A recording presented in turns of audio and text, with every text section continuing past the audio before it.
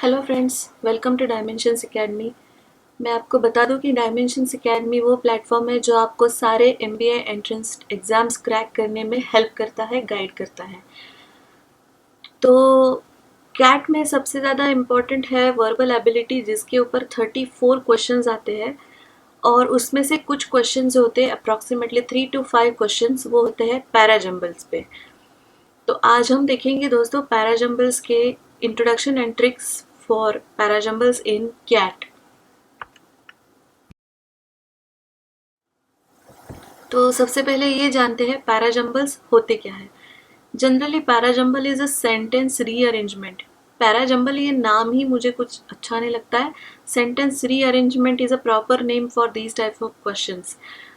Parajumbles mostly सारे competitive exams में पूछे जाते हैं। ऐसे क्वेश्चंस है।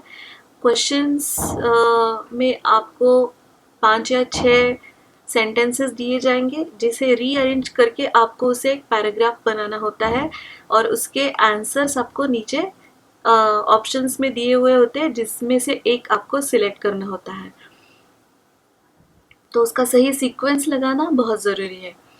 These questions test your ability to comprehend the bigger picture presented in a given set of sentences. Parajumble feature in a number of formats. You may be given one or more fixed sentences and asked to arrange the rest or all of them. तो types तो हम आगे देखने ही वाले हैं, तो उसमें हम ये डिटेल में देखेंगे। Now we'll see basic strategies for solving parajumble questions. तो आपको आपके पास कौन सी स्ट्रैटेजीज जो है वो आप यूज़ कर सकते हैं पैराजम्बल क्वेश्चंस को सॉल्व करने के लिए। First thing, try to locate the introductory sentence. आप पूरे पैराग्राफ, आप सारे सेंटेंसेस को पढ़ो और फिर आप ये गेस करने की कोशिश करो कि इसमें से इंट्रोडक्टरी सेंटेंस कौन सा होना चाहिए। जब आप सेंटेंसेस पढ़ते हो तो ये एक आइडिया माइंड में रखो कि एक इंट्रोडक्टरी सेंटेंस इसमें से कौन सा हो सकता है और कंक्लूडिंग सेंटेंस उसमें से कौन सा हो सकता है। So second thing is check for conclusive last sentence. Next thing is anticipate the order of the sentences. जो भी सेंटेंसेस है उसका ऑर्डर अपने माइंड में एंटिसिपेट करना स्टार्ट कर दो। See if there are any logical sequences among sentence pairs. एक के साथ दूसरा सेंटेंस जोड़ के उनके पेयर्स बना के देखो एंड उन्हें उनमें से कोई लॉजिकल सीक्वेंस आपको नजर आ रहा है या नहीं, ये देखो। Confirm the closest option.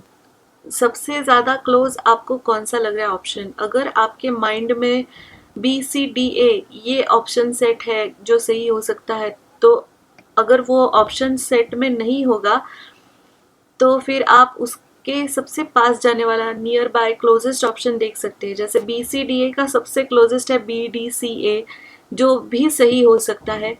तो ऐसे क्लोजेस्ट ऑप्शन कौन से है आपके ऑप्शन से मैच होने वाले, तो वो भी आपको देखना ज़रूरी है।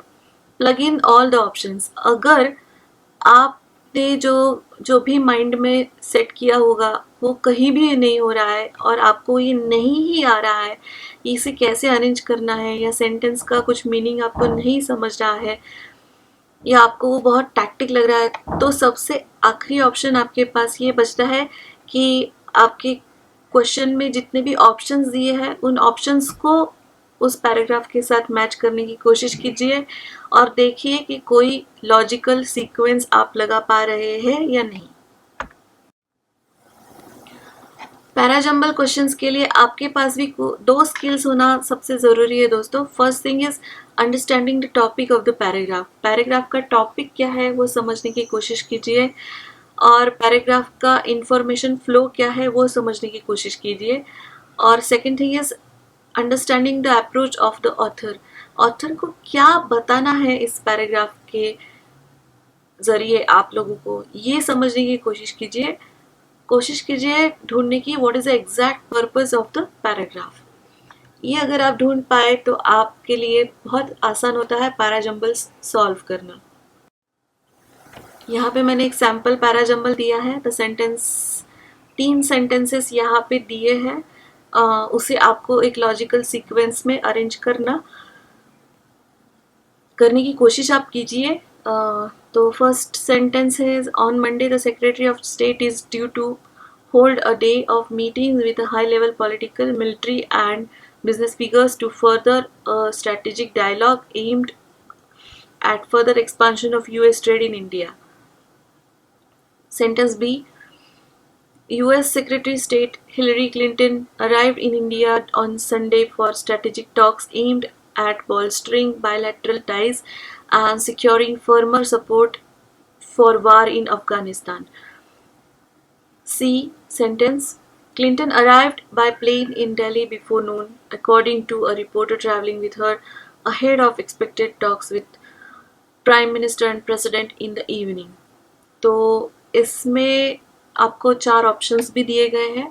तो जब मैं ये सेंटेंसेस पढ़ रही थी तभी मुझे माइंड में ये चीज़ आ गई थी कि इसका फर्स्ट सेंटेंस जो है वो बी है। तो बी से स्टार्ट होने वाले ऑप्शंस हमारे कौन से हैं? First and second. तो फर्स्ट एंड सेकंड में से भी कौन सा ऑप्शन सही हो सकता है? इधर बी ए सी और बी सी ए। तो अगर मैं बी ए सी अरेंज करूँ तो ये थोड़ा सा मिसप्लेस हो रहा है, तो it's quite obvious that the option number 2 B C A is a correct answer. There are different types of parajumbles. Let's see them one by one. In the first type, the question simply 4 or 5 sentences are given which need to be rearranged after into a paragraph. तो यहाँ पे मैंने एक sample दिया है, इसमें 5 sentences दिए हुए हैं और उसके ऑप्शंस दिए हैं 4, जिसमें से कोई एक रीअरेंजमेंट के बाद सही आंसर हो सकता है। तो ये है first type. In the second type, the opening sentences and closing sentence are already fixed. Example में मैंने दिया है क्वेश्चन का first sentence and last sentence fixed है और आपको बस second, third, fourth and fifth sentence को रीअरेंज करना है। तो ये कंपैरेटिवली थोड़ा इजी जाता है friends, because the first and last sentence are fixed. In the third type, questions are asked after the jumbled sentences. These usually comes in banking exams. तो ये सबसे इम्पॉर्टेंट टाइप है। अगर इस टाइप के क्वेश्चंस आए तो इसके ऊपर अगले 5 क्वेश्चन आपके बेस्ड होंगे पैराजम्बल्स पे। तो इसे सॉल्व करना इसे सही सॉल्व करना बहुत ही ज़रूरी है दोस्तों। तो यहाँ पे आपको 5-6 सेंटेंसेस दिए होते हैं, उनको रीअरेंज भी करना होता है और उसके बाद आंसर्स भी ऐसे आ सकते हैं, क्वेश्चंस भी ऐसे आ सकते हैं कि which will be the first sentence after rearrangement, A B C D E. तो ये सबसे ट्रिकी है क्योंकि आपका एक ऑप्शन अगर इसमें गलत हो गया तो आपके आगे के सारे ऑप्शंस गलत हो सकते हैं। सो थैंक यू फ्रेंड्स, यहाँ पे हम रुकेंगे। अगर आपको कोई डाउट है तो आप मुझे इनबॉक्स कर सकते हो और मुझे पेशेंसली सुनने के लिए बहुत बहुत शुक्रिया। अगर आपको मेरा ये वीडियो पसंद आया है तो please don't forget to subscribe and don't forget to press the bell icon. Thank you so much.